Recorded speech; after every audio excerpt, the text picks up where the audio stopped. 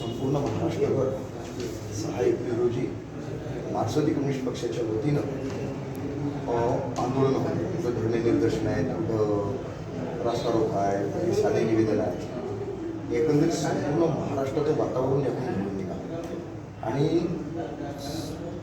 स्वतंत्रोत्तर काळामध्ये पुरोगामी असलेला हा महाराष्ट्र शिवशाहू फुले आंबेडकरांचा महाराष्ट्र आणि त्या महाराष्ट्रामध्ये हे बंधू अशोक बाबा खरातचं प्रकरण कोणाचं आणि अत्यंत लाजीरवाणी बाब, अत्यंत घृणास्पद बाब, तिरस्कार करणारी बाब की त्याच्यामध्ये इलेक्टेड अँड सिलेक्टेड म्हणजे जवळपास 39 आमदारांचं नाव आलेलं आहे सर.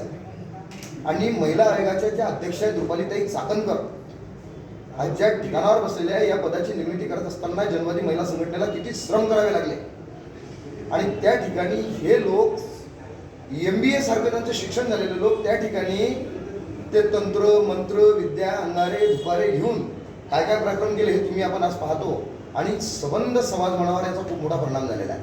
आमचं म्हणणं असं आहे की यांना संवैधानिक पद्धतीनं त्या पदावर राहण्याचा कोणताच अधिकार नाही. आमदारांनी तत्काळ राजीनामे दिले पाहिजेत किंवा सरकारने त्यांचे राजीनामे घेतले पाहिजेत आणि जे अधिकारी याच्यामध्ये अडकलेले आहेत त्यांना सुद्धा तत्काळ सस्पेंड त्या ठिकाणी केलं पाहिजे आणि यांच्यावर खरात सोबत सह आरोपी म्हणून यांच्यावर हे गुन्हे दाखल झाले पाहिजेत. ही आमची याच्यात मागणी आहे.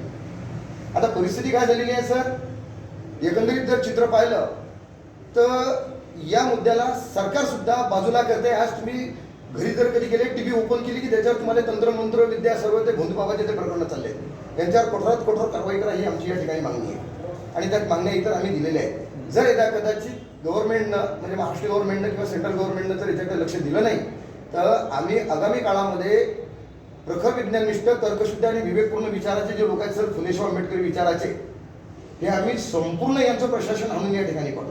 हा इशारा सुद्धा या निवेदनातून आम्ही या ठिकाणी देतो आणि थांबतो.